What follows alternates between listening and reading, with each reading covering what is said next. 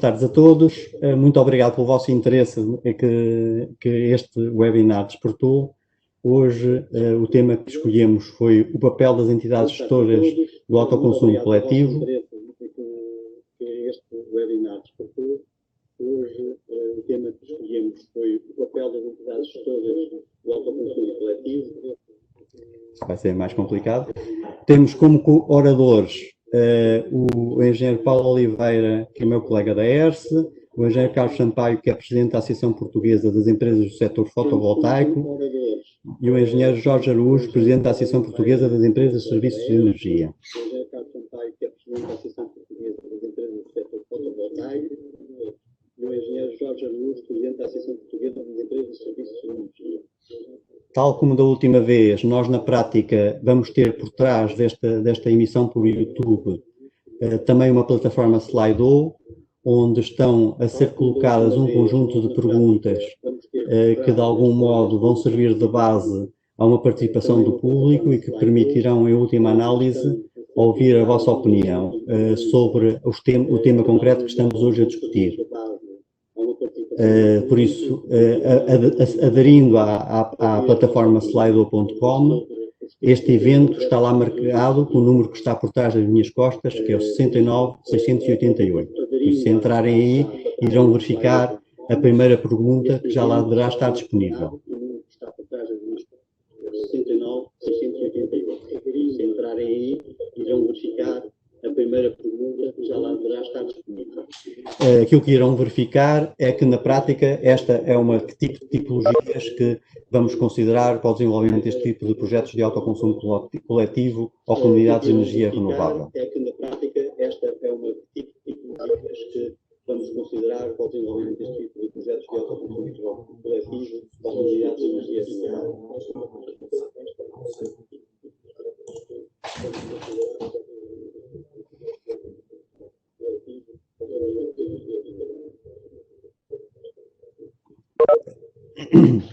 Eu passaria a palavra desde já, então, ao meu colega Paulo Oliveira. O Paulo Oliveira é licenciado em Engenharia Técnica de Computadores e mestrado em Sistemas de Apoio à Decisão. O Paulo Oliveira trabalhou como operador no operador da Rede de Transporte de Eletricidade Portuguesa, na REN, Rede Elétrica Nacional, entre 1999 e 2001. E desde então trabalha connosco no Regulador de Energia. Por isso, Paulo, por favor, o palco é teu. Obrigado. Boa tarde então a todos. Obrigado por esta oportunidade. A ideia desta primeira apresentação é introduzir o tema das entidades gestoras do autoconsumo, que é uma das grandes novidades da legislação que foi publicada no ano passado e deste novo regulamento. E grandes novidades do autoconsumo. É uma das grandes novidades. Então, avançando e começando pelo Decreto-Lei 162 de 2019, que definiu o novo regime do autoconsumo, esta nova entidade é uma entidade bastante aberta, pode ser uma pessoa singular ou coletiva e tem, por funções mínimas, digamos, a gestão corrente e a gestão corrente do autoconsumo coletivo, e a comunicação com o portal do autoconsumo e das comunidades de energia renovável ou com os operadores de rede, para efeitos de ligação à rede, de definição dos coeficientes da partilha de energia ou venda de excedentes. Esta entidade não existe no caso do autoconsumo individual, que já vinha de trás, desde há vários anos, e portanto só tem relevância no papel de um autoconsumo coletivo, portanto com várias unidades de consumo partilham energia entre si. Além do enquadramento legal do que vem do Decreto-Lei, a ERSE publicou já este ano, em março, o Regulamento 266, o Regulamento do Autoconsumo, e veio detalhar alguns aspectos do funcionamento desta entidade, em particular na ligação entre os autoconsumidores e o resto das entidades do sistema elétrico. São exemplos os temas do relacionamento comercial. Portanto, o regulamento do autoconsumo definiu que deve haver um contrato para venda de excedentes com um agregador, se for essa a opção, mas que esse contrato o titular desse contrato é a EGAC. No caso de haver utilização das redes públicas para partilha de energia, tem de haver um contrato da EGAC com o operador de redes para efeitos de pagamento das tarifas de acesso às redes, de todo o autoconsumo.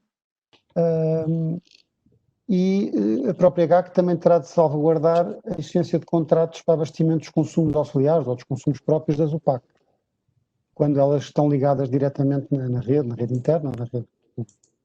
Mas as EGACs também têm um protagonismo maior no regulamento, têm direito de acesso a um conjunto de dados muito detalhados de consumo e de produção do autoconsumo coletivo. E pronto, para além das tais já referidas pelo decreto-lei, a comunicação dos coeficientes de partilha e outras interações com o portal e pontos de contacto com o RD. Já agora um detalhe, quando se trata de uma comunidade de energia renovável, o papel da EGAC pode ser exercido pela própria comunidade, pela entidade jurídica que tem a comunidade de energia renovável, ou por outra entidade designada para tal. Não é necessariamente a mesma entidade. A EGAC tem ainda uma figura que devem gerir, que é uma figura muito importante, mas que a lei não especifica demasiado, porque se trata do regimento, do relacionamento entre cada um dos autoconsumidores do autoconsumo coletivo e a tal EGAC. O decreto-lei diz que deve haver um regulamento interno do autoconsumo coletivo, com requisitos, por exemplo, de entrada e saída dos autoconsumidores, como é que são tomadas as decisões no autoconsumo, as regras de partilha de energia ou de venda de excedentes ou de pagamento das tarifas, todos esses aspectos e outros, de facto, têm lugar numa contratualização entre no conjunto do autoconsumo coletivo, não é? Que foi assim centralizado pela EGAC. Este regulamento interno, de facto, é a chave para muito do que são os diferentes modelos de negócio possíveis aqui. A EGAC em si depois centraliza relacionamentos com o comercializador para efeitos de consumos próprios, como está aí a Azul, ou com um agregador para venda de excedentes, se for o caso, os operadores de redes ou com o portal. Nós podemos ter casos muito simples, que são, no fundo, variações incrementais face ao modelo de autoconsumo individual que já existia desde 2014. E esses casos mais simples, e nesses casos mais simples, a entidade de gestão do autoconsumo, embora seja necessária, ela tem um papel relativamente tranquilo. Tem que gerir as entradas e saídas no autoconsumo coletivo, pode não ser uma coisa muito dinâmica. Tem de fixar os coeficientes de partilha de energia. Tem de assegurar aspectos internos do autoconsumo, como seja a manutenção das unidades de produção, e eventualmente pode ou não, isso faz parte do modelo de negócio do autoconsumo, intervir também na área do investimento inicial na própria UPAC. Isso pode ser algo que está também na competência da EGAC ou não. Isto são casos muito simples, são casos pouco mais complicados do que o autoconsumo individual. Mas é evidente que podemos ter evoluções disto para modelos mais ricos e, nesse caso, o papel da EGAC é absolutamente essencial para implementar todas essas novas, digamos, atividades. Podemos somar, ao caso simples, podemos somar a necessidade de pagar tarifas de redes, para o caso do autoconsumo coletivo usar a rede pública, do operador de redes, e nesse caso, não só a EGAC terá de pagar essas tarifas ao operador de rede, como eventualmente depois terá de cobrá-las aos autoconsumidores. Há de haver, possivelmente, venda de excedentes a uma entidade que depois as comercializa em mercado, a um agregador, e essas receitas depois são, digamos, incluídas no negócio do autoconsumo da EGAC.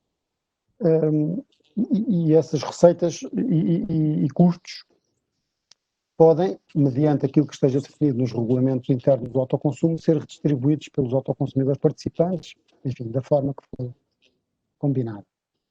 Portanto, esta complexidade E o papel da EH, que é a exigência que lhe é colocada, varia muito consoante o tipo de negócios, a modalidade de atividades que este autoconsumo vai desenvolver. Duas notas muito pontuais aqui sobre dois aspectos que são essenciais e que, de alguma maneira, uma novidade desta regulamentação. No caso, os excedentes. Embora o excedente no autoconsumo já existia como realidade antes, era um excedente fácil de medir, porque era aquilo que era injetado na rede a partir de uma determinada instalação.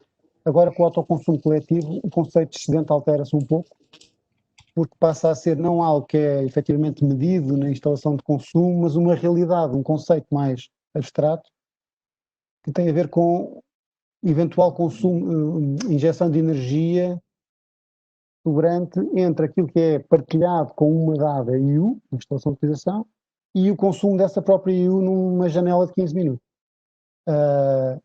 Esse excedente é calculado em cada uma das unidades das instalações de utilização do autoconsumo e para cada 15 minutos, e o agregado de excedentes de todas essas instalações é imputável à EGAC, que no fundo fica dona do excedente. Ela pode vender diretamente o excedente no mercado, constituindo-se como agente de mercado e participando nos mercados organizados, mas pode optar por modelos mais simples, como a venda a um agente de mercado já constituído, um agregador, ou mesmo a legislação prevê a venda ao facilitador de mercado, ou enquanto não existir, ao CUR. Por omissão, a energia pode ser simplesmente injetada na rede sem nenhuma valorização. No caso da injeção na rede, em níveis de tensão, de média tensão superior, há lugar à aplicação da regulamentação aplicável à produção em geral, que implica um pagamento de uma tarifa de injeção na rede, que é uma tarifa bastante reduzida, e além disso implica, sobretudo, uma programação desses excedentes e de injeção de excedentes no mercado e eventual pagamento de desvios sobre essa programação. Há também aqui, importa falar do pagamento das tarifas de uso da RESP, ou da Rede Elétrica de Serviço Público. Porque, no caso de um autoconsumo coletivo, a legislação abriu a possibilidade dessa partilha de energia poder utilizar não apenas uma rede interna, mas também a rede pública do operador de rede. Nesse caso, quando a partilha de energia utiliza a rede pública, aplicam-se tarifas de uso das redes, tarifas reguladas, com algumas nuances. Atualmente é até apenas a tarifa do nível de tensão do uso da rede, desse nível de tensão onde está o PAC e a unidade de consumo, e não as tarifas de montante. E também mais recentemente, decisão do Governo, há lugar a uma isenção de custos de interesse económico geral nessas tarifas. Portanto, a tarifa em si é uma tarifa regulada, mas com algumas nuances, não é a tarifa de acesso às redes normal, é uma tarifa mais reduzida. A EGAC, para efeito de pagamento destas tarifas, terá de assinar um contrato de uso das redes com o operador de rede, e vai ser faturada mensalmente para pagar estas tarifas. Eventualmente depois pode repassar aos autoconsumidores, é natural que assim seja. Mas essa repassagem de custos internos do autoconsumo, não há nada na lei, no regulamento, estipula. Isso é algo que será definido internamente. A EGAC tem, por via do próprio regulamento do autoconsumo, o regulamento 866, uma enorme responsabilidade no acesso aos dados. Portanto, é-lhe dado o direito de acesso a uma série de dados detalhados, discriminados de 15 minutos, através de uma plataforma do operador de rede de distribuição. Em alguns desses dados, alguns dos dados são acedidos diretamente por cada um dos autoconsumidores, mas alguns outros dados são apenas acedidos pela entidade gestora.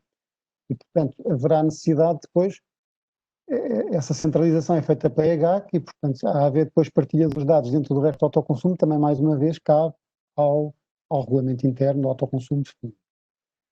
É muito importante aqui salientar, tratando-se de dados de consumo com muita discriminação e referentes potencialmente a cidadãos, a pessoas individuais, aplica-se o Regulamento de Proteção de Dados e a EGAC é responsável por cumprir a proteção dos dados definida pelo regulamento.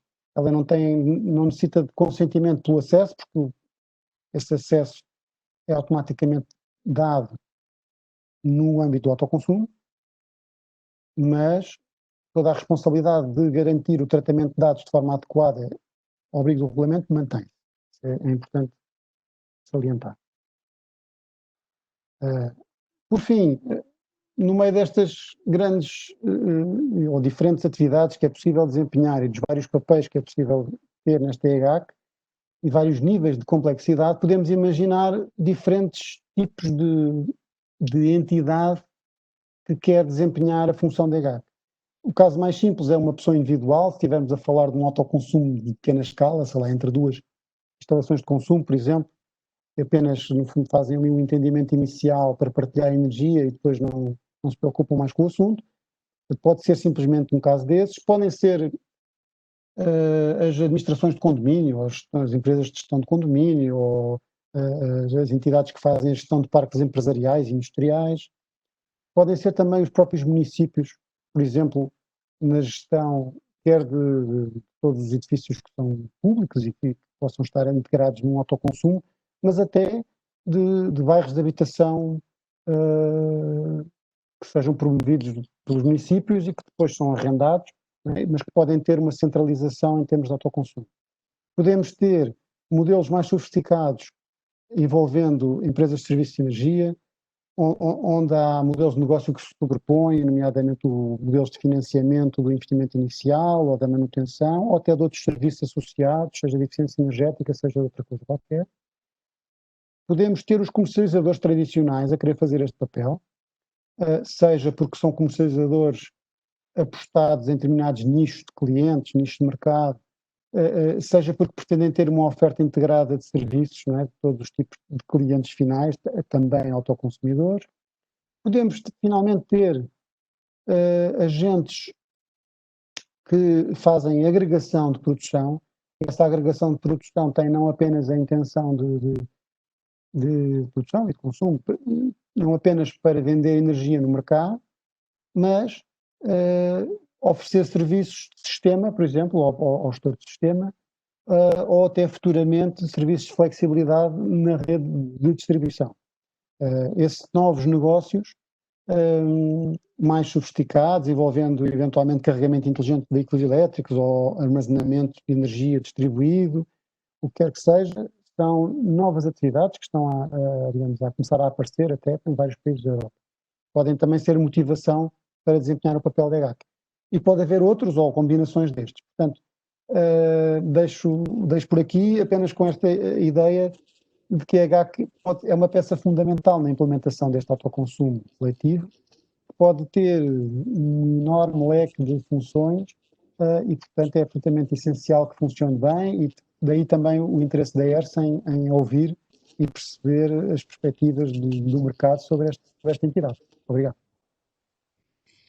Muito obrigado, Paulo, por esta introdução ao conceito e à perspectiva com que a ERSE olhou e plasmou no seu regulamento de autoconsumo a função e o papel destas entidades.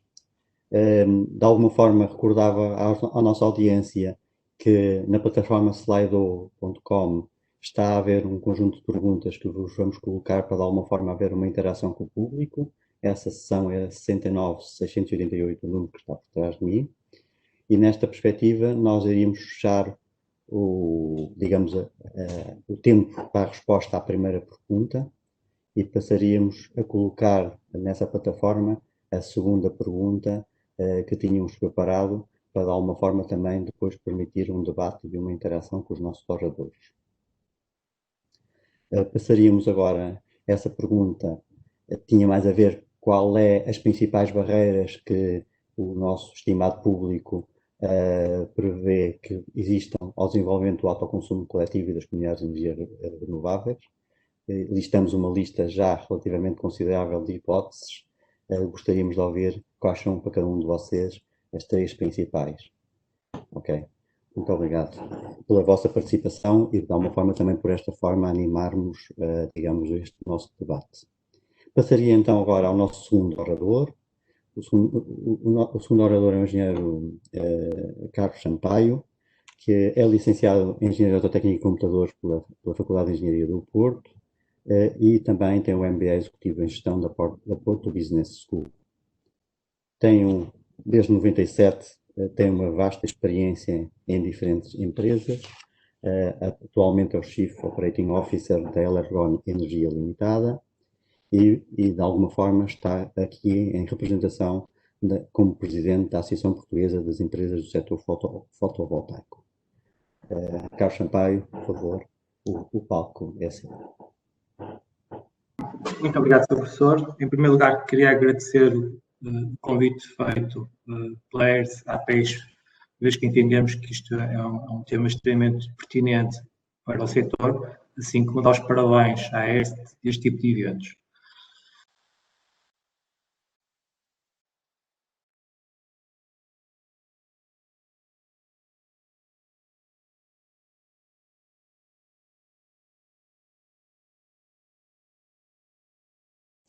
Carlos, ficamos sem som do teu lado.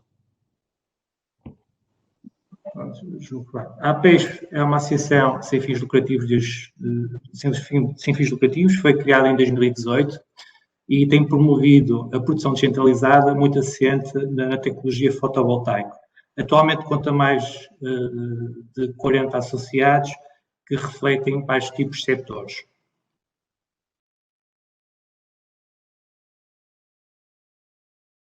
Sim. Pode. Sim. Bem, antes de passar propriamente para o tema propriamente dito do papel das EGACs, eu gostava de partilhar aqui 3 reflexões. A primeira reflexão é o que é que será o setor energético no nosso planeta daqui para a frente, ou seja, nos próximos anos. A segunda reflexão é o que é que será uma comunidade energética, o que é que será um autoconsumo coletivo. E a partir daqui, sempre que falei em autoconsumo coletivo, também estou a falar das SES, na definição genérica. E a terceira reflexão tem a ver muito com qual é o motor, qual é o incentivo, qual é o propósito da constituição de uma SES, para depois poder desenvolver realmente então, o papel das EGACs. Passando à primeira, nós decidimos apresentar aqui um conjunto de palavras que de alguma forma nos auxiliam para descrever aquilo que nós entendemos que será o setor energético do nosso planeta, das quais destaco o democratizado, o descentralizado, o participativo, o renovável, o saudável, a segurança, o digital, o dinâmico, o flexível, eficiente, entre os outros. Ou seja, para tudo isto poderá ser o setor energético daqui para a frente. Muito assente realmente no distribuído e no digital e no dinâmico, acima de tudo. Passando para uma comunidade energética, realmente estas comunidades energéticas podem ser algo muito simples, 1 ou 2 consumidores com 1 ou 2 percentuais de produção, mas esta complexidade pode aumentar drasticamente, quer em termos do número, quer em termos do tipo de participantes. Nomeadamente, se tiver um participante que já tenha um autoconsumo e queira participar com excedente, isto aumenta a sua complexidade. Se incorporarmos aqui postos de carregamento de veículos elétricos, quer individuais, quer coletivos, a complexidade com certeza é crescida. Se equacionarmos a colocação de storage, quer de um ponto de vista individual, quer do ponto de vista coletivo, a gestão aumenta. Podemos pensar em sistemas de geradores de backup, quer individuais, quer coletivos, ou seja, isto aqui a imaginação pode-nos continuar aqui a aumentar a complexidade de uma comunidade energética. Em suma, a mensagem que estamos a tentar passar é que realmente podemos estar aqui a discutir comunidades muito simples, mas também muito limitadas naquilo que realmente podem fazer e com algum grau de complexidade com outro tipo de capacidade de fazer coisas, mas que requer outro tipo de agilidade. Passando estas 3 reflexões, vamos discutir propósitos. Eu vou começar pelo mais nobre, que realmente é a redução da pegada de carbono. Contudo, sim, uma comunidade também pode ser pensada numa perspectiva de otimização de consumos. Mas nada destes dois fazem muito sentido se a própria comunidade não tiver uma otimização financeira, ou seja, se do ponto de vista financeiro a comunidade não resultar. Por isso, o financeiro realmente está em linha dos outros dois. Porque se não funcionar, duvido que realmente hajam aqui muitas comunidades. Por isso, passando então para o papel da EGAC, o papel da EGAC, em primeira mão, resulta muito daquilo que já está descrito no próprio decreto-lei. Passa muito pela gestão operacional, a gestão das redes internas se existirem, a articulação com o portal, a articulação com os direitos intervenientes, a definição dos coeficientes de partilha, mas podemos realmente pensar aqui noutros papéis, nomeadamente ser um veículo de modelo de financiamento, para ter o papel agregador, ter o papel de comercializador, ou, nomeadamente, noutros modelos de negócio que só não a gestão operacional pura e dura, nomeadamente serviços de eficiência de consumo à própria comunidade e ou prestar serviços externos, neste caso serviços de sistema, à própria rede. Ou seja, aqui realmente tem um papel, pode ter um papel muito importante e vai depender muito da geometria e da ambição de cada entidade que estiver a explorar esta comunidade. Dito isto, é fácil então perceber que o controle do negócio do EGAC está no coeficiente de partilha. Se conseguir controlar muito bem o coeficiente de partilha, consegue controlar o negócio. Se não conseguir controlar o coeficiente de partilha, não controla o negócio. Ou há negócio ou não há negócio. Por isso entendemos que realmente este coeficiente de partilha tem que ser muito flexível, de forma a permitir diversos graus de complexidade das próprias autoconsumos coletivos ou SES. Assim, a nossa visão passa por que este coeficiente de partilha tem que ser algo muito simples, a regulamentação tem que permitir coeficientes de partilha muito simples para que resultem, por exemplo, de uma formulação, que pode ser uma indexação ao consumo, pode ser uma matriz fixa, pode ser uma combinação destas duas, mas pode resultar de uma fórmula, ou algo extremamente complexo, porque pode estar dependente de fatores externos, por exemplo, temperatura ambiente, radiação solar, preço de mercado de energia spot, prestação de serviço de sistema, e isto assim vai obrigar, eventualmente, o EGAC a ter que prestar este tipo de informação de fator de partilha ao RD, eventualmente de uma forma diária e discriminar horariamente, ou quarto horariamente, assim com um grande exercício do ponto de vista da EGAC.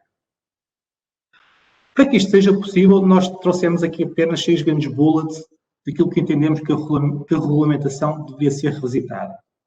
O primeiro tem logo a ver com o coeficiente de partilha, ou seja, no decreto-lei de 162 está escrito que o coeficiente não deve ser alterado num período de 12 meses. Isto contradiz radicalmente com aquilo que acabei de apresentar. O segundo bullet tem a ver com o conceito de comercialização entre partes. É um conceito que aparece no Decreto-Lei 162, pode ser uma ferramenta muito útil para resolver muitos problemas, mas este conceito tem que ser articulado com o Regulamento de Relações Comerciais, uma vez que o Regulamento de Relações Comerciais limita esta atividade aos agentes do mercado. Isso tem que haver aqui uma certa articulação. O terceiro grande bullet tem a ver com o conceito de rede interna. Bem, já havia regulamentação que descrevia o conceito de rede fechada. Então, onde é que começa a rede interna e o que é rede fechada? Também deve haver aqui alguma certa articulação entre estes dois conceitos. O quarto bullet tem a ver muito com ok, se eu tiver um autoconsumo individual que tenha excedente, queira participar no autoconsumo coletivo ou numa sede, com esse excedente, de que forma é que isso é possível fazê-lo de uma forma economicamente viável? É verdade que a regulamentação 2 provavelmente já nos permite. O tema é que, do ponto de vista económico, não funciona. E isto linka muito com o quinto bullet, que é, hoje em dia, tal como está montado o sistema, a representação em mercado de pequenos produtores tem um custo muito, muito elevado. Porquê? Porque todo o sistema está montado que o custo da representação de uma grande central é idêntico ao custo de representação de uma pequena central que está a representar meia dúzia de quilómetros. E destaco aqui, nomeadamente, para o custo dos desvios, que é muito, muito relevante neste tipo de casos. Por último, que é um pouco a chave das comunidades energéticas, os autoconsumos coletivos, tem a ver com o acesso à informação. Já percebemos que o fator de partilha leva-nos a gestão de informação e a gestão de dados e a gestão do próprio negócio. Houve uma opção política de atribuir a responsabilidade da instalação destes contadores e da gestão dos contadores ao RD. Mas para que esta comunidade energética possa ser gerida de uma forma eficiente, esta comunidade eventualmente poderá ter acesso a estes contadores em tempo real. Por isso, obriga-nos de alguma forma a montar um segundo nível de contadores. Montar 2 contadores na mesma instalação não nos parece algo eficiente. Daí, toda esta geometria de contagens, de acesso às contagens, partilha das contagens, realmente devia ser revisitada. Para terminar, queria deixar apenas 3 grandes mensagens, que realmente há um desígnio nacional, ele está mais ou menos expresso no PNEC, Plano Nacional de Energia e Clima 2020-2030, no roteiro natural carbónica, e neste último documento está a ser discutido na União Europeia, o Green Deal. É fundamental alinhar os stakeholders para aqueles desígnios nacionais, contudo, tem que haver regulamentação que permita que o setor funcione dentro de uma normalidade, mas não pode haver regulamentação excessiva para que bloqueie a inovação e novos modelos de negócio. Tem que haver aqui um equilíbrio. Por último, que é um problema do dia 2, que espero que se resolva a curto prazo, que é a adequação dos meios humanos e digitais das instituições licenciadoras e inspectoras para que este desígnio seja realmente atingido. Porque se houver dinheiro para investir, se houver ideias, se houver modelos de negócio, depois não é possível licenciar o que é que seja útil, nada funciona. Para terminar, a minha mensagem é positiva, já foi caminhado um grande percurso que entendemos que é extremamente positivo, mas ainda há muito trabalho a fazer. Mais uma vez, muito obrigado. Muito obrigado, Carlos Sampaio, pela brilhante intervenção. De alguma forma identificaram-se aqui um conjunto de questões que têm que ser resolvidas e também algumas das questões talvez-chave que provavelmente estarão a dificultar e a serem barreiras, efetivamente, para o desenvolvimento deste aspecto. Eu julgo que exatamente a ideia destes debates é, de alguma forma, permitir identificar essas questões e debatê-las e tentar encontrar soluções. Julgo que existem, por parte de todas as entidades envolvidas, interesse em perceber isso. Na nossa perspectiva também, a própria revisão do regulamento do autoconsumo que teremos que fazer para que em 2021 se passe à segunda fase prevista no decreto-lei, julgo que será um tema e por isso esse tipo de questões que foram identificadas. A chave de partilha, o primeiro tema que identifica, foi um tema debatido já bastante profundamente no último seminário, no último webinar. Iremos naturalmente ter em consideração esta adicional e este acrescente que hoje colocamos. Julgo que, do ponto de vista da plataforma Slido, estão a haver alguma participação desse ponto de vista em relação agora à resposta à segunda questão que foi colocada. Por isso, desse ponto de vista, recordo que, para haver intervenção por parte da nossa audiência, poderão utilizar e mandar comentários, colocar questões para o debate, utilizando a plataforma Slido ou o canal YouTube, que também tem, através do chat, a possibilidade que nós tentaremos conciliar e compilar algumas das questões que vocês coloquem, para depois colocarmos aos nossos oradores e para serem tema de debate na segunda parte deste webinar. Passaria, então, nesta base, agora, à última intervenção dos nossos oradores convidados e iria introduzir o engenheiro Jorge Araújo, que é o presidente da Associação Portuguesa das Empresas de Serviços de Energia, também é o CEO da SmartWatt, e é um profissional com mais de 20 anos de experiência no setor da energia. Jorge, o palco é seu.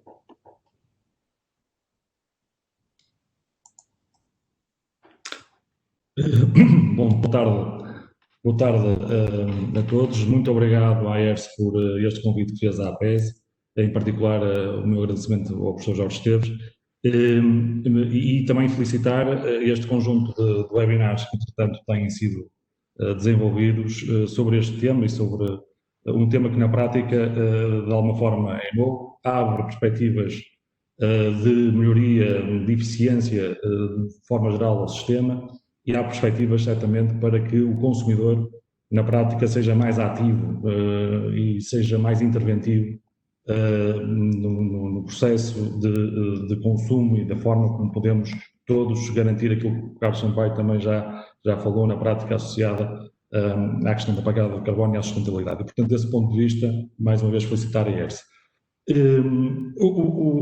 Fazer aqui só um pequeno enquadramento da APES. A APES é a Associação Portuguesa das Empresas de Serviços de Energia. Existe desde 2011, foi constituída em 2011 com um conjunto de empresas associadas das mais diversas áreas de atividade, obviamente do setor energético, PMEs, grandes empresas, inclusive empresas associadas que colaboram, digamos assim, na construção daquilo que são muitas das vezes os nossos modelos de negócio. E passar diretamente para a questão dos modelos de negócio, e falando aqui muito concretamente nas EGACs, passando aqui, corroborando tudo o que foi dito pelo Carlos Sampaio, no que diz respeito aos mais diversos modelos que podem no futuro aparecer e nas mais diversas opções que poderemos ter no futuro muito próximo, que já estão, digamos, no nosso dia-a-dia disponíveis. A tecnologia já existe.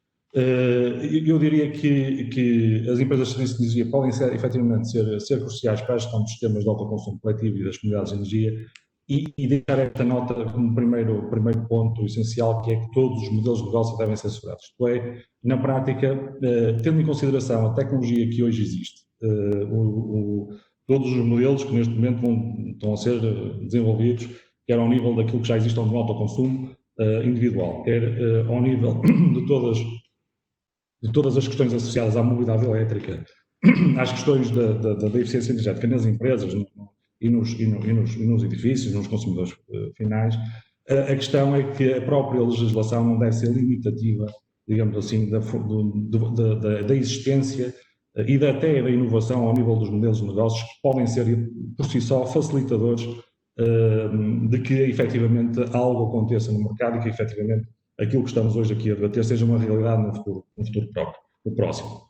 E, portanto, hoje temos efetivamente um conjunto de tecnologia disponível. Falamos muito na questão, cada vez mais no dia-a-dia, das lógicas associadas à Internet of Things, a própria lógica associada à inteligência artificial, e isto é uma realidade hoje já nas redes, já na gestão, digamos, do sistema. Isto é hoje já uma realidade que efetivamente existe. Era impossível gerir hoje as redes, gerir o sistema, se não houvesse modelos preditivos, por exemplo, para perceber o que é que vai acontecer à frente, para planear hoje o que é que vamos fazer, o que é que vai acontecer amanhã, tem que ser planeado hoje de uma forma lógica, com modelos preditivos. Portanto, esta tecnologia já existe, esta tecnologia é uma coisa clara e existente, e, portanto, desse ponto de vista, eu acho que é fundamental e deixar aqui esta lógica de que a legislação deve também ser ela própria facilitadora de um conjunto de incorporação das tecnologias e dos modelos de negócio. No caso das ES, das empresas de serviço de energia, na prática eu resumi aqui um pouco aquilo que são os objetivos, que são muitos mais que a questão, mas de uma forma genérica, o nosso objetivo é garantir aos nossos clientes, na prática, uma utilização eficiente dos seus recursos energéticos. E este é o foco, digamos assim, das empresas de serviço de energia. E para isso desenvolvemos soluções para uma utilização racional de energia, seja em que situação for, garantir o desempenho daquelas situações, daquelas soluções, e gerir estas soluções implementadas de forma a maximizar a sua eficiência e quando temos contratos associados, pelo menos durante o período contratual. Ora, uma entidade gestora de um autoconsumo coletivo deverá também ter estes pressupostos, ou seja, implica necessariamente não haver limitações à entidade gestora para maximizar efetivamente a eficiência do sistema de autoconsumo coletivo. Só faz sentido, a ideia que quando felicita a própria legislação, embora obviamente sabemos todos que temos que se calhar revisitá-la para que seja possível avançar neste domínio, mas o legislador e o interesse, digamos, de desenvolver esta legislação é efetivamente para que ela funcione. E este é o que eu queria deixar este ponto bem claro, que é muitas vezes, às vezes, falamos sobre um modelo legislativo e depois esquecemos que ele existe para que efetivamente algo aconteça naquela sequência. E, portanto, esse processo deve ser também ele próprio eficiente, ou seja, a própria forma como uma legislação é desenvolvida deve também ter em consideração que ela deve ser eficiente. E eu acho que aquilo que está a fazer a ERSE neste momento é efetivamente nesse sentido, e, portanto, mais uma vez felicito, ou seja, no sentido de tornar mais eficiente. Quando digo tornar mais eficiente, temos que, na prática, pensar que no caso em concreto do autoconsumo coletivo, da legislação e da regulamentação que existe, devemos claramente assegurar que efetivamente os mecanismos associados ao controle que possam, que a entidade gestora de autoconsumo coletivo tenha ao seu dispor, particularmente naquilo que são, por exemplo, os modelos de repartição, diz respeito à questão dos coeficientes de partilha, enfim, tem que existir de alguma forma uma agilidade de forma a que, por exemplo, haja uma forma fácil, diria quase direta, de comunicar entre a entidade gestora e o operador de rede.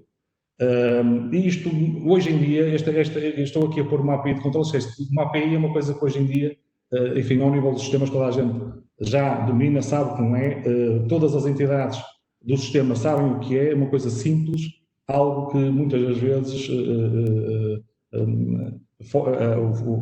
facilita depois todos os processos de comunicação entre sistemas.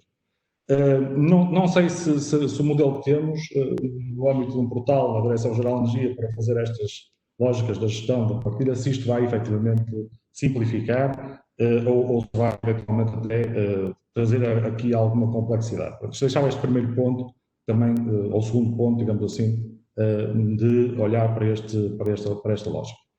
É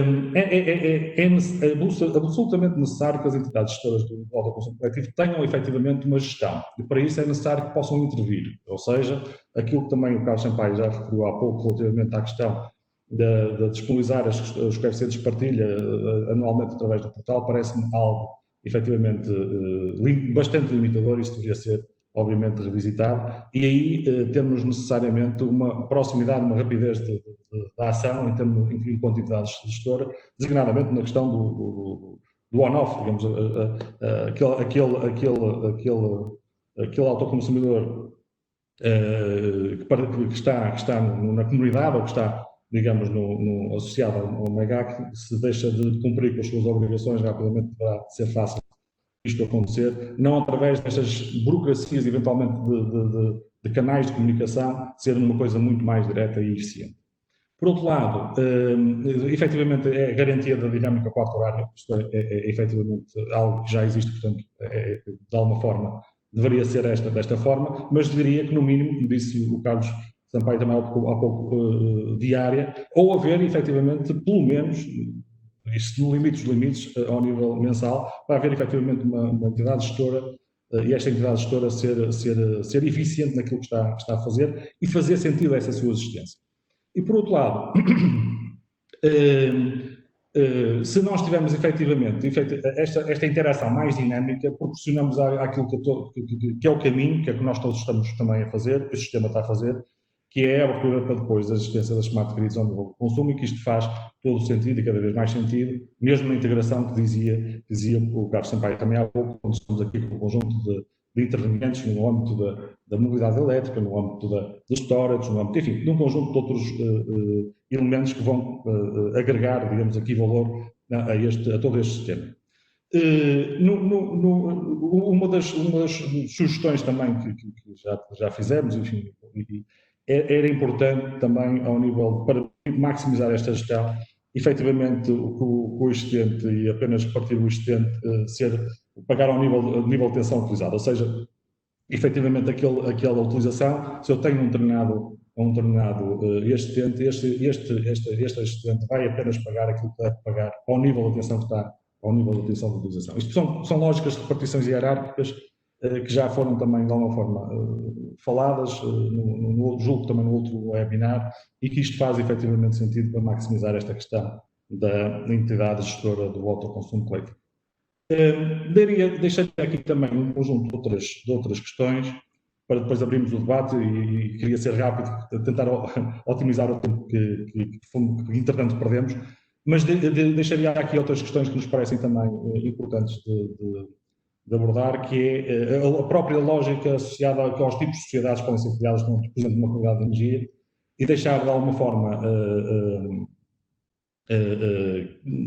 forma clara que é necessário que haja também as ESs ou os investidores, haver aqui uma lógica que realmente seja possível entrar na sociedade no sentido de trazer alguma bancabilidade, digamos assim, às sociedades. Ou seja, na prática, dizer que todos estes processos serão certamente mais fáceis de serem conseguidos se houver aqui uma maior dinamização também das empresas que estão no setor e, portanto, de levarem eventualmente até ao investimento com elas e fazerem com que as coisas sejam possíveis e fáceis e mais rápidas de se executar e, ao mesmo tempo, garantir que há uma forma de garantir a bancabilidade destas atividades. Isto parece-nos também bastante importante de realçar.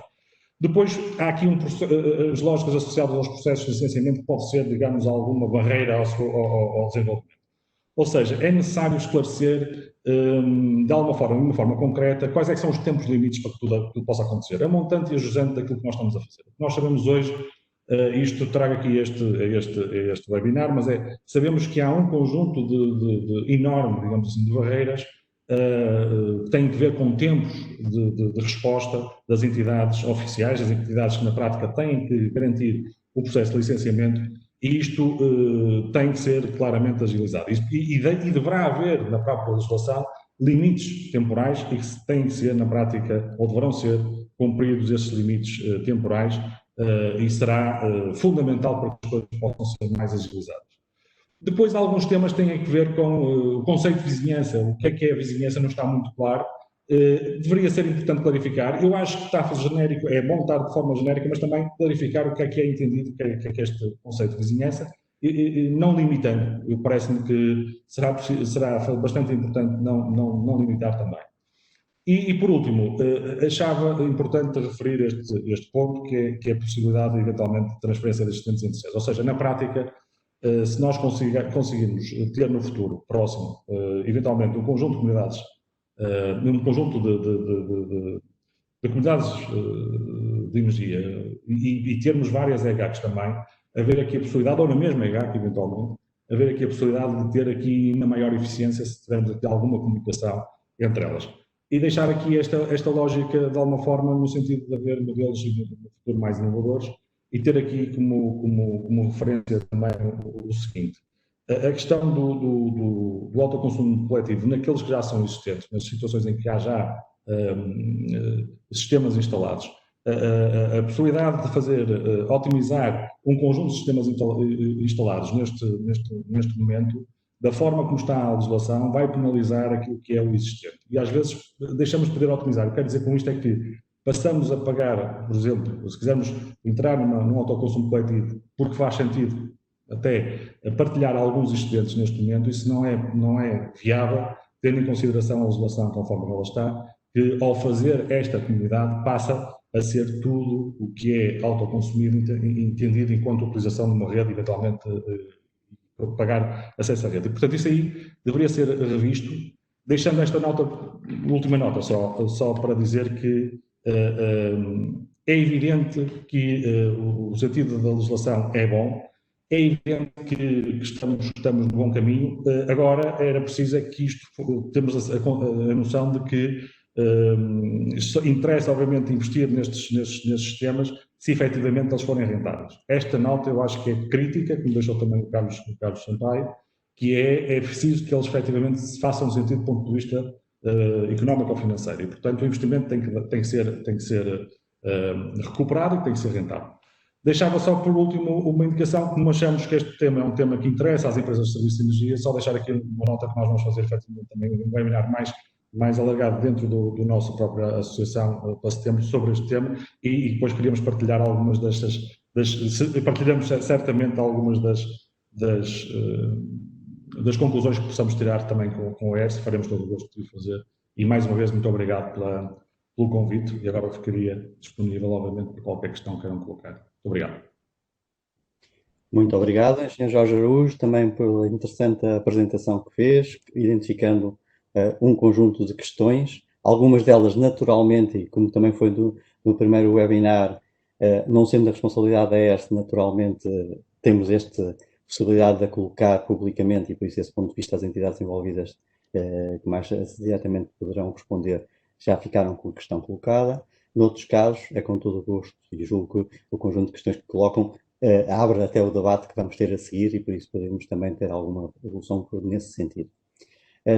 Também fazer notar que a ideia de fundo, e há um conjunto de temas do lado da ERSE que sabemos que vamos ter que melhorar, sabemos que estão previstos e foram mesmo identificados durante a consulta pública associada ao regulamento de autoconsumo, que se aplicavam a partir de 2021 na nova fase, porque efetivamente com uma maior complexidade de autoconsumidores coletivos envolvidos, que tal como está previsto no regulamento, no Decreto-Lei 162 de 2019, há novas realidades que têm que ser consideradas e por isso esta nossa revisão regulamentar, por isso nesse sentido, há temas que nós já estão identificados e iremos discutir no médio prazo, a tempo de depois podermos fazer a consulta pública e a revisão regulamentar e ainda há tempo de, antes de janeiro de 2021, temos o regulamento publicado. Por isso há aqui um timing a partir de setembro que vem, que efetivamente não é muito, mas que queremos colocar.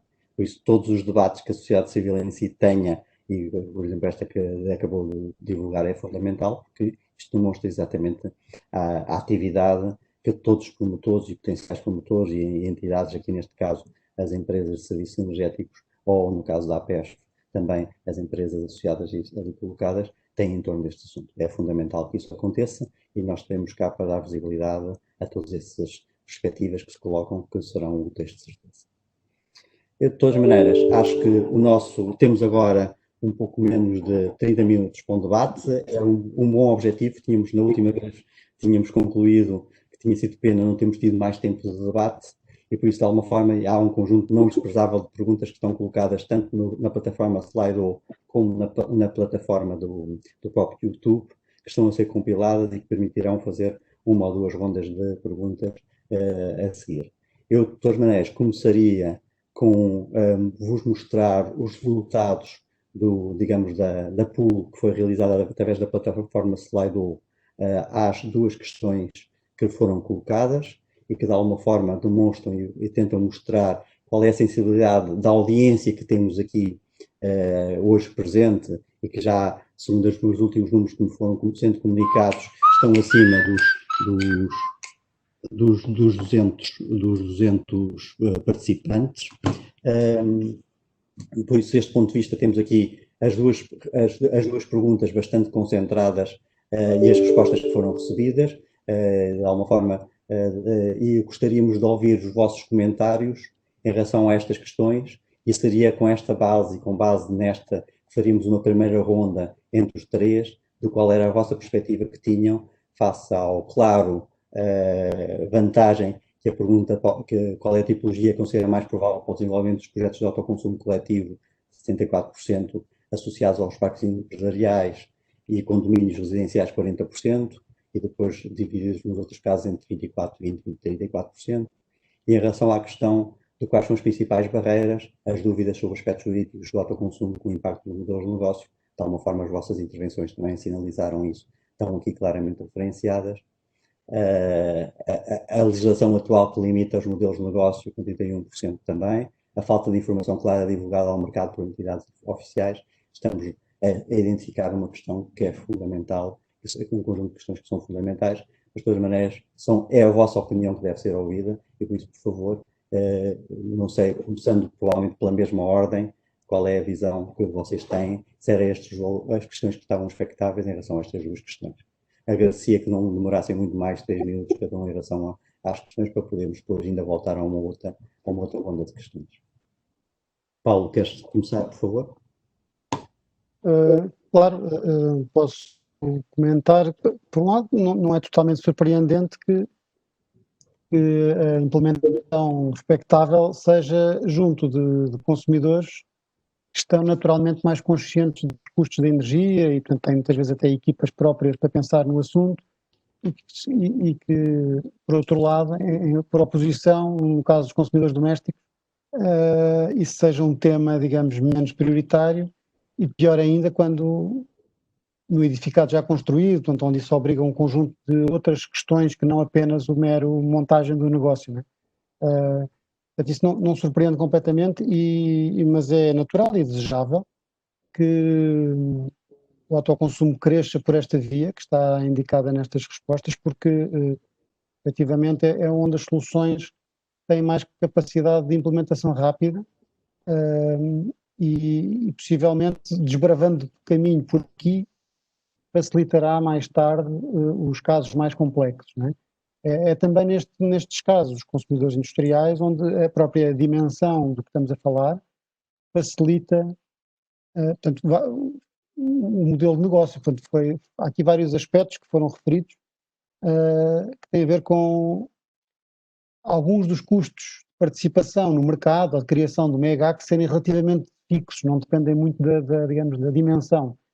E isso dá vantagem a quem tenha carteiras maiores ou quem tenha, digamos, quem gira autoconsumos de maior dimensão. É natural que aí haja mais ganhos, mais capacidade de oferecer boas condições, e isso deve ser aproveitado.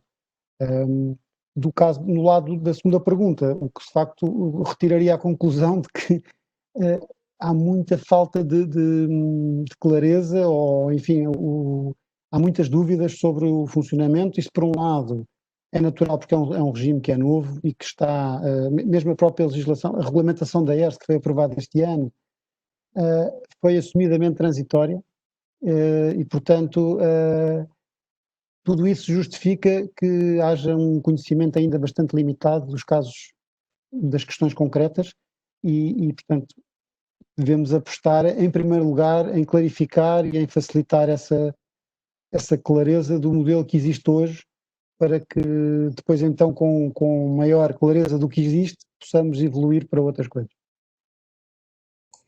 Obrigado, Paulo. Carlos, por favor. Eu vou-me repetir um bocadinho do que o Paulo acabou de dizer. Isto, no fundo, nós hoje encontramos na regulamentação uma série de obrigações das EGACs. Faturar, gerir, cobrar, pagar, receber. E ainda, por exemplo, nem sequer está claro que tipo de CAI é que esta entidade vai ter que ter efetivamente, ou que tipo de CAIs, uma vez que podem ter aqui vários propósitos. Eu, para ter esta estrutura montada, a comunidade tem que ter uma certa dimensão, porque, caso contrário, tem uma estrutura montada e se for 3 consumidores de pequena relevância e uma central fotovoltaica de pequena expressão, nunca na vida para os custos fixos vão se sobrepor a qualquer tipo de benefício que eu possa extrair daí. E daí a importância que nós demos realmente a revisitar toda esta temática na estrutura de custos e de representação em mercado, porque hoje em dia tem muitas dúvidas na bondade económica da maior parte das comunidades energéticas que possam estar a ser pensadas. O segundo aspecto está muito em linha, que é todo este tipo de dúvidas que eu próprio já mencionei, nomeadamente em termos regulamentares, que em termos que realmente têm que ser revisitados para que realmente se consiga encontrar aqui um modelo que responda aos 3 propósitos da constituição de uma comunidade económica, que é realmente a redução da pegada carbónica, a eficiência de consumo e, com certeza, a financeira, porque se a financeira não funcionar, tem muitas dúvidas, temos muito stress. Ok, obrigado, Carlos. Jorge, então, por favor, só para também não repetir aqui muito, mas corroboro de alguma maneira que as respostas da audiência na primeira questão possa ser mais fácil e eficaz, eventualmente alguns parques industriais ou empresariais poderem avançar com algumas destas questões, mas isso só é possível efetivamente se recuperarmos aquilo que foi dito dos dois, particularmente também, mais uma vez aqui do Carlos Sampaio, que é a questão das dúvidas. Estas dúvidas efetivamente podem efetivamente limitar o modelo de negócio. Portanto, a forma como a legislação neste momento está, no momento atual, se fôssemos amanhã fazermos um autoconsumo coletivo e quiséssemos fazer aqui uma entidade gestora de acordo com o que está a legislação em vigor, tinha necessariamente que haver alguém que não se importasse de ir a jogo só para perceber ou seja, não se importasse de perder dinheiro. Basicamente é isto. Portanto, a questão, porque não é muito claro, não é muito fácil de perceber como é que nós podemos efetivamente fazer um investimento que seja bom para todos e que na prática funcione. Voltando a referir que a legislação precisa de limar ali algumas questões. Ela está no bom caminho. Agora é preciso que haja agilidade de todos os intervenientes e perceber uma questão crítica que foi aqui dita várias vezes, que é a questão do investimento. O investimento, o financiamento, ela tem que ser efetivamente economicamente viável e isto só é possível, do meu ponto de vista, se for efetivamente garantido que se consegue viabilizar um investimento de uma forma eficaz e a um prazo, digamos assim, de investimento razoável. E, portanto, eu acho que isso são os pontos cruciais e concordo de alguma maneira com aquilo que vão as respostas dos participantes, que tem a ver com aquilo que também acabei de dizer, que é a eficiência legislativa que nós devemos dar à procura também. A eficiência legislativa é de quem legisla, efetivamente, garantir que quando sai a legislação cá para fora, sendo nova, obviamente com todas as limitações, seja também mais esclarecedora e mais fácil de a pôr em funcionamento.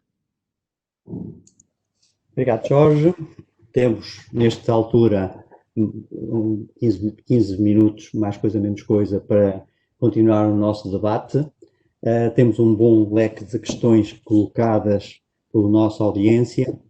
De alguma forma, voltamos a fazer, e é claramente importante que, de alguma forma, se fale, muitas vezes, e se aprofunde um pouco mais, porque provavelmente as vossas intervenções ajudaram a clarificar algumas destas questões. Mas, de todas as maneiras, uma pergunta que é bastante repetida: qual é o papel das EGACs previsto na lei no regulamento da ERSE no que respeita à medição, leitura e gestão de dados e sobre o pagamento das tarifas de acesso? Ou seja, julgo que esta... Depois há uma pergunta que pode ser complementar, que é quando um membro deixar de pagar à EGAC as tarifas de acesso às redes partilhadas na SER, como é que a EGAC consegue cortar o fornecimento? De alguma forma foi uma questão que foi colocada. Julgo que talvez esta pergunta tenha suficiente complexidade para permitir uma ronda, de alguma forma já a referiram, mas já que a dúvida existe, repitamos um pouco as perspectivas e clarificamos um pouco mais este detalhe para ver se ajudamos a nossa audiência e quem colocou as questões a ficar com este aspecto mais clarificado. Paulo, não sei se queres começar tu ou fazemos uma outra sequência. Posso começar. Eu tentarei ser muito breve para deixar mais tempo para os convidados da ERSE, que é o que interessa ouvir hoje. Em termos de clarificações, e até já pegando numa outra pergunta antes dessas, que está, acho que é o top da lista, sobre a aplicação de garantias, clarificando que não há, no âmbito do pagamento dessas tarifas do uso das redes, a EGAC não tem de prestar garantias. Era uma das questões que aparecia. Mas pronto, sobre os dados, isso está previsto já desde há uns meses numa diretiva específica sobre garantias. No caso dos dados, efetivamente o modelo que está desenhado, está previsto, o modelo assenta nos operadores de rede, o modelo de dados de consumo, quer da medição propriamente, ou seja, a instalação, a própria posse dos contadores, a recolha dos dados, o seu tratamento e depois a disponibilização. Os operadores de rede disponibilizam dados para muita gente, e daí que tenham essa função centralizadora. Eles disponibilizam dados aos consumidores finais, mas também aos seus comercializadores, aos operadores de mercado. Portanto, há um papel muito central no funcionamento do sistema que justifica esse modelo. No caso das EGAC, elas acabam por ter um papel de direito de acesso a um conjunto de dados. Esses dados são, digamos, acessíveis no dia seguinte, portanto, são todos os dias relativamente ao dia anterior. E, no fundo, o ponto é a entidade dentro do autoconsumo que tem maior acesso à informação. E a informação mais completa de tudo o que se passa, dado que, digamos, eu sou autoconsumidor, não tenho que saber dos dados de consumo do meu vizinho, não é? Porque isso são dados pessoais, muitas vezes, portanto isso é preciso salvaguardar. Mas deixo por aqui esta resposta. Carlos, Jorge, querem falar alguma coisa sobre este tema? Sim, eu posso só sublinhar de alguma forma aquilo que também já transmiti. Nós atualmente estamos desconfortáveis ser assente no modelo atual, operacional, no modelo atual do operador de rede. Nós estamos desconfortáveis se o operador de rede a gerir toda esta informação. Porquê? Porque as entidades gestoras das empresas necessitam, na nossa visão, de ter acesso a esta informação, eventualmente em tempo real. E isto são dois conceitos que neste momento não estão muito casados. Até poderá ser o operador de rede, mas todo o conceito de medição e de partilha desta informação terá que ser feito de uma forma muito mais ágil. Nomeadamente, possível integrar em sistemas SCADA dos próprios próprias EGACs. E o modelo atual é muito limitativo. É esta a mensagem que eu já partilho. E isto é o negócio, porque no final do dia, houve uma comunidade energética, é um negócio que tem que ter eficiência. É que o acesso à informação e à digitalização vai ser nuclear para o sucesso realmente do assunto que estamos aqui a discutir. Muito bem. Jorge, comentários? Eu vou repetir, não quero repetir o que o Carlos Sampaio disse, mas exatamente a mesma coisa, só acrescentando aqui uma questão que é esta. Nós não temos, neste momento, grandes limitações de tecnologia. Ou seja, e se tivermos, são coisas relativamente simples de provavelmente se resolver. Portanto, o problema não é tecnológico. Do meu ponto de vista, do nosso ponto de vista, a questão não é tecnológica. Portanto, a questão de resolver estas pequenas ligações entre dados, que é crucial, conforme disse o Carlos, e bem, que é efetivamente o que está na base do negócio. Esta interligação para modelos, para haver uma gestão efetiva, tem, do nosso ponto de vista, efetivamente, que haver aqui esta facilidade de ligação e não ser apenas o ORD a fazer esta intervenção, ou seja, obviamente a interligação, conforme eu dizia há pouco, é fundamental para que o sistema corra como deve correr. Okay? Não é um problema tecnológico, mais uma vez. Ou seja, de alguma forma, e o Paulo acabou por também falar um pouco disto, mas internamente nós debatemos bastante este aspecto, a questão, efetivamente, do fluxo de informação e a disponibilização do fluxo de informação que é necessário ter para que estes sistemas funcionem, tem vindo a ser implementado. Nós também temos a visão de que haverá EGACs e autoconsumos coletivos que poderão ser mais simples na sua composição e haverá alguns associados a processos mais sofisticados que, em última análise, são aqueles que vocês estão aqui a identificar, e por isso, efetivamente, é necessário preparar um sistema que seja compatível com todos, e por isso, desse ponto de vista, é este aspecto que vocês têm vindo a frisar, desse ponto de vista, e de sabendo que estas coisas normalmente têm custos de implementação e têm tempos de implementação, pelo menos antecipar essas necessidades para que, num determinado prazo razoável, as coisas sejam realizadas. Porque é este o sentido da identificação das questões, para depois aqueles que forem razoáveis nós podemos avançar, mas de alguma forma tem sido um tema fundamental. No entanto, havia aqui a questão, que eu julgo que é capaz de não ser tão... que é, caso um membro deixe de pagar às EGACs as tarifas de acesso, como é que as EGACs vão conseguir cortar o fornecimento? Não queres dizer qualquer coisa sobre isto? E se isso já não está previsto, de alguma forma, no processo que hoje existe? Paulo, não queres clarificar? Posso clarificar, em primeiro lugar, retificando essa formulação. Portanto, não há corte de fornecimento nenhum, não é? O que há é, o que a IHAC pode efetivamente fazer é cancelar a partilha de energia. É só isso. Não pode afetar, digamos, em última análise, o fornecimento da instalação, cabe ao contrato que tem com o comercializador. Efetivamente, é possível, numa interpretação perfeitamente legítima do que está na lei e no regulamento, se a EGAC pode adicionar e subtrair membros sem nenhum limite temporal a um autoconsumo coletivo, e também ninguém pergunta por que razão eles estão a ser adicionados ou subtraídos, esse poder existe, não é? No fundo, se no âmbito do tal regulamento interno verificar que é um autoconsumidor que não cumpre determinadas obrigações, a EGAC pode a todo momento retirá-lo do autoconsumo, sendo que a sanção, nesse caso, é deixar de receber a energia partilhada. Pronto, isso existe. Já agora aproveito só para complementar no tema da medição que está previsto. Não propriamente no regulamento de autoconsumo, mas num regulamento que veio antes, em 2019, mas que no fundo é precursor deste, que é um regulamento da ERS sobre redes inteligentes, está previsto o acesso aos contadores através de um acesso local por cada um dos consumidores ou por uma terceira parte autorizada pelo consumidor. Essa foi a solução encontrada para também ter um sistema que não onere demasiado o sistema elétrico, para ter aqui, digamos, mecanismos de elevadíssimo desempenho que seriam utilizados por umas dezenas de milhares de casos e não por 6 milhões de consumidores. Portanto, haveria que encontrar aqui soluções de compromisso e esse acesso local foi um deles. De qualquer das maneiras, isto é uma matéria que está muito em desenvolvimento. Nós, quer em Portugal, quer noutros países até mais avançados em termos de redes inteligentes, este tratamento de dados com o grau de detalhe que nós estamos aqui a implementar, que são 15 minutos para todos os consumidores, não existe em nenhum país da Europa.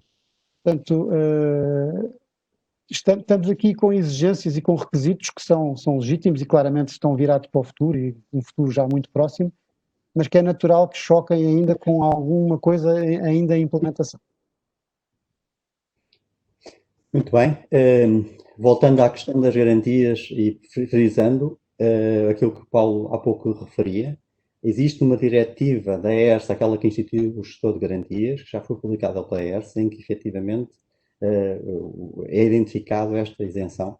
E por isso é essa diretiva aprovada pela ERSA, relacionada com o gestor de garantias, que dá a resposta à questão, e ela já está prevista. Era isto, não é, Paulo? Exatamente. Ok. Uma pergunta interessante, esta questão da proteção de dados é qualquer coisa que nós somos sensíveis e levantava aqui uma questão, não é contraditório ter uma exigência de proteção de dados, depois associando pagamento de tarifas de acesso, mesmo a prestação de garantias, que já está respondido, e depois de referir que são pessoas singulares que o vão fazer? Como é que vocês, digamos, representantes dos promotores, e de alguma forma também perspectivando como é que os consumidores vão ver por aí, Carlos e Jorge veem isto e de alguma forma depois finalizar com o Paulo sobre a visão que a ERSA tem sobre este assunto? A questão da proteção de dados e como é que esta exposição de informação que vai estar aqui, de algum modo, se é uma questão que vocês são sensíveis ou não e como é que acham que isto está a ser tratado e deverá ser tratado. Do ponto de vista de gestão, terá que existir uma EGAC, uma entidade gestora, e esta entidade gestora tem que respeitar um conjunto de pressupostos e de regulamentações, e essa é uma delas. Há outras. Uma vez que vai ter que faturar, cobrar, também há questões fiscais e legais. Isso é mais uma que tem que cumprir o normal funcionamento de qualquer tipo de instituição. Isso, sim, é uma regra do setor. Mas eu queria também aproveitar que tenho aqui a palavra também para lançar aqui uma provocação, que é, eu percebo aqui a dificuldade de gerir uma quantidade de consumos e de dados de 15 em 15 minutos. E percebo essa dificuldade porque se tenta resolver o problema de um ponto de vista central. Se pensarmos em resolver este tipo de problema do ponto de vista distribuído, ou seja, ok, eu tenho que ter este tipo de escrutínio ao nível do distribuído ou da comunidade e do ponto de vista central já chegar apenas a esses dados todos tratados, pode ser um bom mecanismo de resolver parte do problema. É uma opção política. Ou regulamentar. Só a questão dos dados, voltando à pergunta que foi colocada, só dizer que efetivamente é um tema que deve sempre preocupar, particularmente quando estamos a falar estávamos a falar há pouco, pessoas coletivas ou pessoas individuais e singulares, e isto leva depois às lógicas das responsabilizações associadas a cada uma destas entidades. Efetivamente, provavelmente ao nível das empresas que estão organizadas de determinada maneira, a sensibilidade para estes temas é muito mais normal e se calhar mais eficaz de regular internamente, e portanto ser mais fácil também de qualquer pessoa perguntar, questionar a uma entidade, a uma organização, como é que está a tratar os seus dados e fazer cumprir o Regulamento Geral de Proteção de Dados, do que propriamente de uma pessoa singular, eventualmente numa situação digamos, de uma pessoa que vai fazer esse serviço. Diria que provavelmente eu gostaria, eu enquanto consumidor ou enquanto estar numa comunidade de energia, de que provavelmente a EGAC fosse uma organização que me garantisse essas lógicas. Acho que faz mais sentido, efetivamente. Muito obrigado. Paulo, aproveitava, podes seguir, né? Mas eu colocava também uma questão que também, de alguma forma, existem. Aparentemente, entre a nossa audiência, existem ainda dúvidas sobre as tarifas de acesso que devem ser suportadas. Por isso, para além deste aspecto da proteção de dados, se quiseres também referir, de alguma forma, aproximamos do final deste tempo que tínhamos previsto para o debate, e por isso puderes fazer a tua última intervenção e quiseres dizer mais alguma coisa sobre esse aspecto, agradeço. Pronto, começo pelos dados. Sobre os dados, primeiro, o regulamento aplica-se a dados pessoais, portanto não dados de empresas, portanto isso já restringe um bocadinho aqui a aplicação disto. Seja como for, efetivamente é sintomático de um aspecto, é que há uma série de medidas de proteção geral dos cidadãos, das empresas, de obrigações, digamos, perante a sociedade que têm vindo a crescer significativamente em várias áreas, fiscais, por aí fora, que são pouco compatíveis depois com negócios que se pretendem ser, digamos, simplificados, acessíveis quase a coisas entre vizinhos, e isso é difícil compatibilização, não é? Uma coisa, digamos, um pseudo-negócio entre vizinhos, depois ter que cumprir com toda a legislação fiscal, ambiental, de proteção de dados, e efetivamente não há assim respostas absolutamente claras sobre o assunto, mas neste particular das comunidades de energia e dos autoconsumos, há aqui alguma abertura da própria Comissão Europeia para encontrar modelos de compromisso. Um exemplo aqui é um comercializador, por exemplo, de energia elétrica tem de ter um call center, tem de ter meios de comunicação com o cliente, tem de ter... Ora, esse tipo de obrigações não existe no caso do MEGAC, não é? Neste relacionamento com os seus autoconsumidores. Portanto, há aqui espaço para, digamos, melhorar. Sobre as tarifas, efetivamente, só se aplicam tarifas de uso das redes quando a partilha de energia entre o PAC e a instalação de utilização utiliza a rede pública. A ERSE publicou as tarifas de uso das redes aplicáveis, publicou também em março, só que posteriormente a isso o Governo fez aprovar também um regime especial de isenção de CIEG, que é uma componente, apesar de tudo, significativa dessas tarifas, e está ainda vigente um prazo de adaptação dessas tarifas de uso das redes que vão vigorar a quem tenha, digamos, acesso a essa isenção. Pronto, só se aplicam no caso de utilizar a rede. Muito obrigado, Paulo. Eu, de alguma forma, estamos a chegar ao tempo que tinha combinado com a nossa Presidente para fazer a sua intervenção de fecho. De todas maneiras, com a sua permissão, ainda daria uma oportunidade, não sei se os nossos convidados querem dizer qualquer coisa mais que queiram acrescentar, de alguma forma, para concluir essa vossa intervenção e conseguirmos, mais, cumprir a nossa perspectiva de que estes seminários devem acabar à hora certa. Por isso, de alguma forma, por favor, a vossa última intervenção. Eu só gostava de, se calhar, prestar aqui um esclarecimento adicional, porque realmente já me tem colocado muitas questões, essa questão muitas vezes das tarifas de acesso, e tem havido aqui uma grande confusão. Quando nós falamos estas tarifas de acesso com desconto dos cheques, são as tarifas de acesso associadas à produção de energia e a comunidade energética. Porque as tarifas de acesso de consumo, os pontos de consumo vão continuar a pagar as tarifas de acesso normal, não há qualquer tipo de desconto. E a pergunta que me tem feito sucessivamente é se os consumos também iriam ter desconto nas tarifas de acesso de cheques.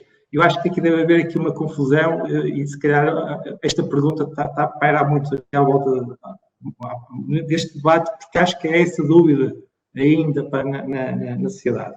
Era esse esclarecimento que eu gostava de dar. Realmente tenho muitas dúvidas nessa matéria. Só gostaria de acrescentar uma coisa relativamente a isto que foi falado dos CIEGs. Se efetivamente não for com isenção de CIEGs, este modelo não tem qualquer viabilidade económica. Ok? Portanto, queria deixar claro. Esta isenção para a comunidade de energia, se não tivermos isenção de pagamento de CIEGs, não tem neste momento qualquer viabilidade económica. Portanto, 7 anos parece mais ou menos razoável, mas vamos ver se chega. Muito bem. Muito obrigado, então, e muito obrigado pela vossa participação. Passaria, então, agora a palavra à doutora Maria Cristina Portugal para fazer o encerramento deste webinar. Tem que ligar o seu microfone.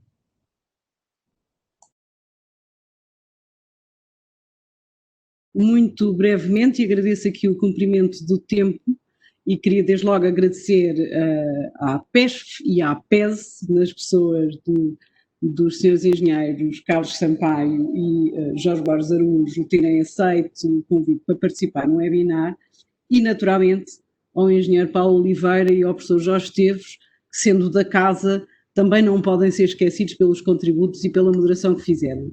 Estamos, obviamente, perante novas realidades, estamos perante novas relações técnicas e relações jurídicas, incluem contratos bilaterais e multilaterais, refletem relações técnicas em toda uma cadeia de valor que é relativamente longa e, sobretudo, está muito interligada. Há um nível de complexidade nestas novas realidades e relações, e isto exige aprendizagem, exige experimentação, alguma paciência e exigirá provavelmente correções, redesenhos e desenhos de novas trajetórias. As perguntas que foram colocadas e algumas sem resposta ainda, e os desafios que estão frente a nós são muitos para estes novos atores e também para as novas e para estas novas realidades e entidades envolvidas. Falam-se da cooperação entre as EGACs, fala-se em deixar espaço para a inovação, muito sublinhada a questão da rentabilidade das soluções e o risco com essa rentabilidade. Não posso deixar de lembrar que há um desequilíbrio da informação que é inerente a estes novos atores mais novos, que pode fazer uma avaliação de risco diferente daquela que realmente pode existir. E há a questão da resposta das entidades, que também aqui foi sublinhada. Portanto, deixar-vos-ia que da parte da ERSE gostaria de manifestar, além do agradecimento à participação dos intervenientes, queria deixar um agradecimento também àqueles que assistiram online e já agora uma palavra para aqueles que vierem a assistir posteriormente às gravações pelo YouTube, para não ficarem esquecidos. E gostaria de informar que a ERSE é uma entidade que tem como visão criar valor para a sociedade. Tem uma longa tradição de auscultação que mantém e estará naturalmente disponível para ouvir todos os contributos, todos os vossos contributos avulsos ou no âmbito de eventos deste tipo, organizados pela ERSE ou por outras entidades, e estará naturalmente disponível para agir sempre que deva fazer no âmbito de estritamente aquelas que são as suas competências. Deixo ainda como referência que o regulador é tecnicamente e tecnologicamente neutro e não lhe cabe liderar a inovação. Esse é o papel de todos estes novos atores. O que cabe ao regulador é não ser um obstáculo a que a inovação exista, e é esse mesmo que faz através dos vários projetos piloto que lança e que desenvolve e acompanha. E cabe também, uma vez que foi mencionado, também não causar obstáculos administrativos a que a inovação e os projetos não se envolvam. E procura, e esse é um compromisso que tem, procura dar sempre resposta em tempo às questões que são colocadas, por muito novas e diferentes que sejam, e tem trabalhado e poderá trabalhar no sentido de disponibilizar mais informação, mais clara informação, para tornar mais claro os processos, os procedimentos e o papel de cada um nesta nova realidade, que é incontornável e que, não tendo também retorno, a abraçaremos com todo o entusiasmo e tentaremos conformar da forma que sirva o interesse de todos os consumidores e do ambiente também em geral. E com 3 minutos de antecedência relativamente à hora em que estava prometida a finalização, espero continuarmos este debate, o que necessariamente teremos que fazer, e portanto apelo também aos vossos contributos individuais para, nesse sentido, fazerem chegar, se assim entenderem, as vossas perspectivas e reflexões sobre o assunto junto a ERSE.